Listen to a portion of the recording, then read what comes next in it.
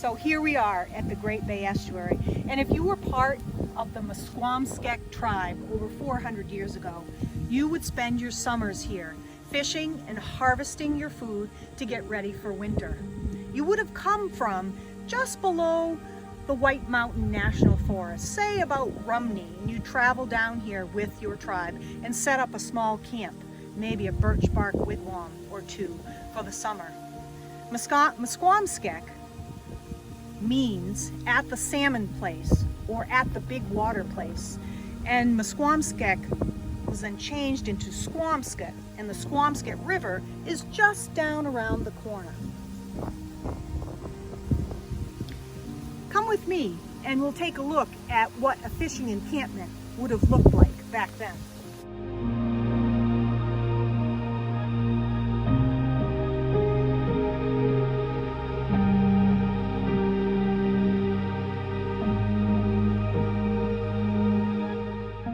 So the Musquamskek tribe would call this time of year the Moon of Eels. Let's go take a look at why.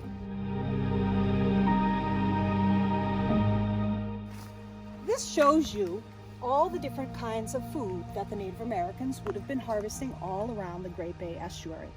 How they utilized it, at what places, what times of the year, and whether there was a lot of food or not very much at all. Let's take a look at the first line here, which is freshwater eels.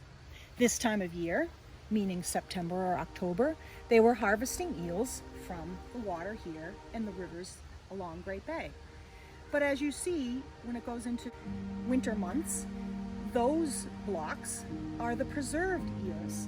So they would have been taking all those eels that they caught and smoking them so that they could be preserved for the long winter months. Let's take a look at a depiction of a Native American calendar.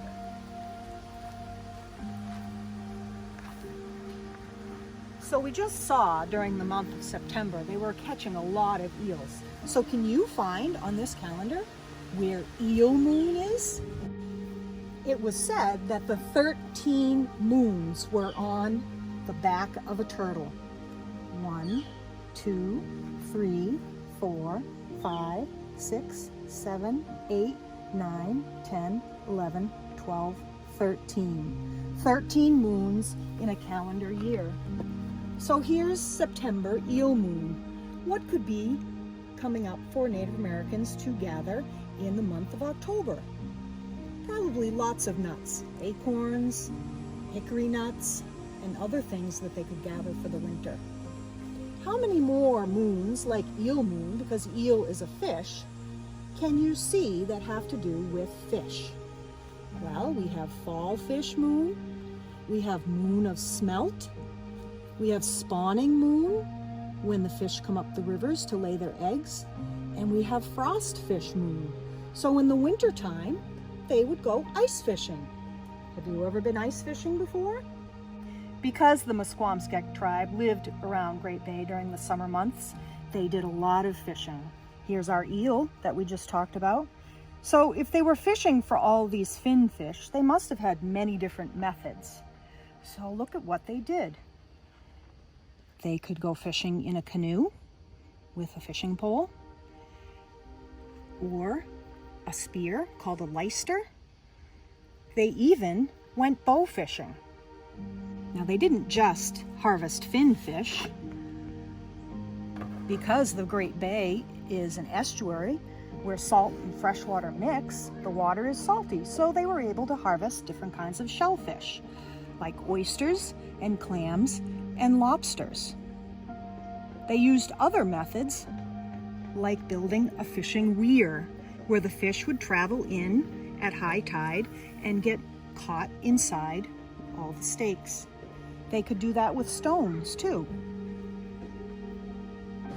Here we have some replica tools of what they used to go fishing.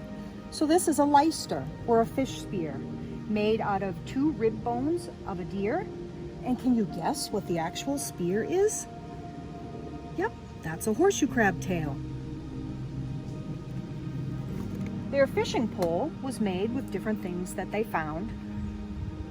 Corn cob for the bobber, a stone weight to weigh down the line, and a tiny little jawbone as the hook. They made their own nets,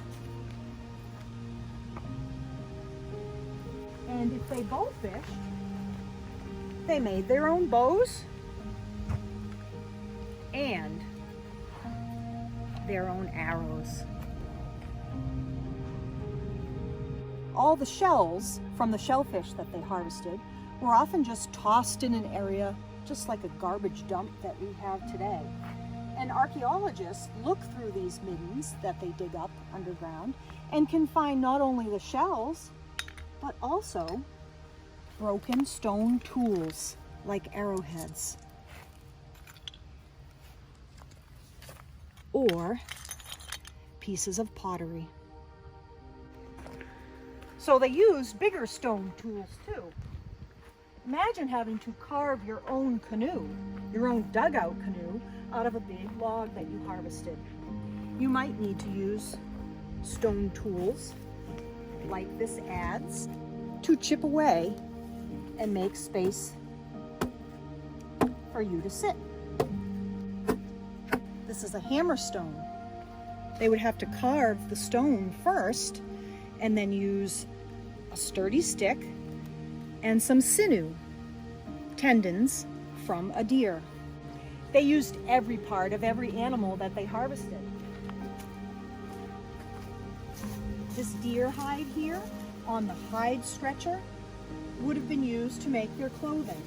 A hide scraper like this was used to scrape off the fur until they got it into a form called buckskin, where they could make their clothing like this Native American woman's outfit, including leggings and a shirt, and then various little cases like this strike-a-light pouch. Can you guess what might be inside? One of the most important things that they needed to have was fire. So this strike-a-light pouch included a little piece of birch bark, a piece of flint, and some iron pyrite. Iron pyrite and flint struck together make a spark, and the spark lights a small piece of birch bark to get their fire going. Another pouch holds a knife. This one again made out of a stone at the front. Can you guess what this part is as the handle? That's a deer antler. This little pouch around her neck would have held a bone awl, one of the most important tools that they could have. She would use this to sew clothing or to sew the birch bark on the wigwam. This is actually made out of a turkey leg bone. Even though they did a lot of fishing around Great Bay, they also harvested a lot of fur-bearing animals. Let's have a little quiz and see if you know your New Hampshire fur-bearers. This one right here is an aquatic animal with thick fur. He's called nature's engineer. Can you guess what he is? A beaver. This animal is a canine in the dog family. They actually didn't come into this area until the 1940s. But this is a coyote. Here's our local bandit with the striped tail, a raccoon. People are seeing this animal in the cat family much more these days. This one is super soft with its little bob tail. Can you guess? Yep, a bobcat. These are everywhere, under your bird feeders, climbing up your corn stalks, eating acorns. Our local gray squirrel. This one is in the weasel family. They're known for their playful behavior and scampering along the edges of rivers.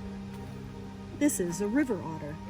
This one, like the coyote, is also in the dog family with its bright red fur, and it's known as a red fox. This one's also in the weasel family. This guy's a great tree climber. People know him in New Hampshire because a local baseball team is named after them. Fisher cats, although this is actually called a fisher. With cattail marshes and the salt marshes right along the edge of Great Bay, the Native Americans had what they needed to make mats, to lay on, to sit on, to line the inside of their dwellings. So here we have a loom.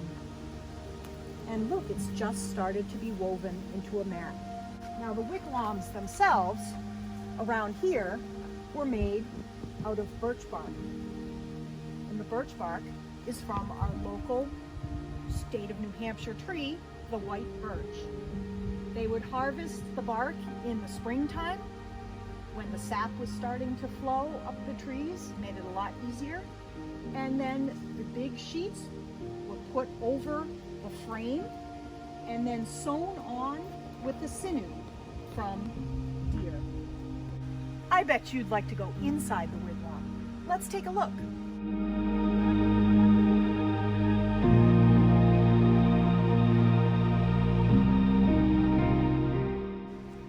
Have a seat on one of the bear or deer skins that we have on the benches. Now, Native Americans at this time of year were really getting ready for the winter months, making sure they had enough warm clothes and bedding, enough food, so that they could get through all those cold days and nights.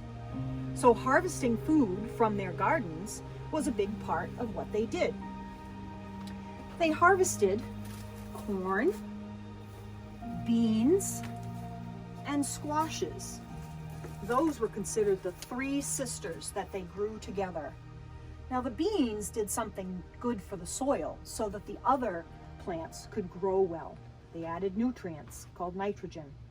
And the corn grew straight and tall, and the beans climbed up the corn so that they could reach the sunlight.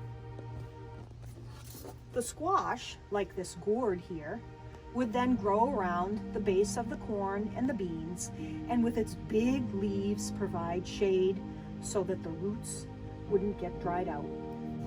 Now the corn, beans, and squash were made into other things too. For example, the corn could have been made into practice darts for the kids. Now the kids in these tribes would have been trying to copy anything that their elders would have been doing. So throwing to be accurate, or making little dolls out of corn husks, or making gourds into water vessels. Native Americans used a lot of stories. They told the stories, and the stories usually had meanings for their tribe and things that helped the kids to know how to behave as they grew up. So they would use something called a talking stick, and the elders would hold the talking stick so that the little kids would listen. But if you had a question, the talking stick could have been handed to you so that you could ask your question and everybody else would listen. So we are missing something that would belong in the middle of the wigwam here to keep everybody warm. Can you guess? Yeah, a fire pit. Well, if you take a look up, you can see that they have a smoke hole at the top there to let the smoke out. Winter months could be very lean for the Musqueam tribe, so they needed to be able to preserve the food that they harvested during the months where they could catch a lot of things. And one of the ways that they preserved their food was by smoking it. So getting a good bed of coals at the bottom of their smoker that they fashioned and putting their fish fillets on the smoker, they could use the smoke and the heat from underneath the smoker to dry their fish out. So if the moisture was taken out of the fish, it would last a lot longer for them, and they could get through those long winter nights with some protein. If you'd like to try smoked salmon for yourself, you probably could find some in your local grocery store. Try it and see if you could live like part of the Musqueam tribe.